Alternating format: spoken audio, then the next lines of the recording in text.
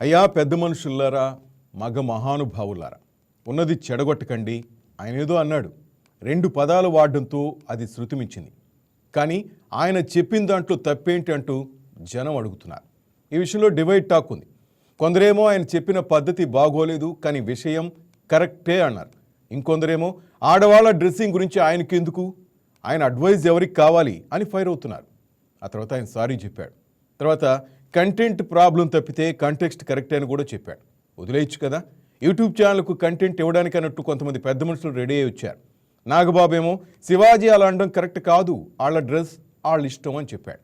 Anasuya hurt అయిందని ఈయన hurt అయినట్టున్నాడు అంటూ సెటైర్లు వేస్తున్నారు సోషల్ మీడియాలో. ఇక ప్రకాష్ రాజ్ సంగతి తెలిసిందే. జస్ట్ ఆస్కింగ్ అంటూ మాట మాటికి విసిగిస్తుంటాడు. ఇందులో కూడా దూరేశాడు. శివాజీని ఏకంగా తిట్టిపారేశాడు. దీంతో జనం యాంగిల్ మారింది. శివాజీ అలా మాట్లాడాల్సింది కాదు అని అనుకున్న వాళ్ళంతా ఇప్పుడు వీళ్ళు ఇలా అండతో యూటర్న్ తీసుకున్నారు. తప్పేంటి, శివాజీ అన్నదాంట్లో తప్పేంటి అంటే ఆడాళ్ళు అందాలు ఆరబోసుకుని తిరగాలన్న వీళ్ళ ఉద్దేశం అంటూ ఫైర్ అవుతున్నారు. ఇక్కడ అసలు విషయం ఏంటంటే ఎవరి డ్రెస్ సెన్స్ వారిదే. ఇప్పటికే సినిమాలు టీవీల్లో అన్నీ శృతి మించిపోయాయి. కనీసం బయట అయినా ఆ శృతి తప్పకుండా ఉంటే బెటర్. ఇక్కడ అందరూ సైన్స్ మర్చిపోతున్నారు. అదే ఫిజిక్స్ కెమిస్ట్రీల సంగతి. అసలు అందాలు ఆడవాళ్ళు చూపించినా తప్పే, మగవాళ్ళు చూపించినా తప్పే.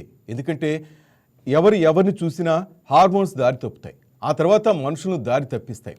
ఎందుకు చెప్పండి హార్మోన్లతో పెట్టుకోవటం? ఆ సంగతి అందరూ మర్చిపోయారు. అఫ్కోర్స్ అందంగా కనపడాలనుకోవడంలో తప్పే లేదు, ఆ మాత్రం ప్రౌడ్ ఫీలింగ్ ఉండాలి. కానీ అందంగా కాకుండా వల్గర్గా చూపిస్తేనే ప్రాబ్లం. అది ఆడవాళ్ళైనా మగవాళ్ళైనా సేమ్ రూల్ ఉండాలి. ఇప్పటికే ప్రభుత్వాల ఆదాయం కోసం లిక్కర్ అమ్ముతున్నాయి, అది క్రైమ్ రేట్ పెంచుతోంది. అలాగే మన అందాలు కూడా క్రైమ్ రేట్ పెంచకుండా జాగ్రత్త పడడం అనేది శివాజీ ఆలోచనలాగా. మీరేమంటారు? Hello viewers, please watch YK News.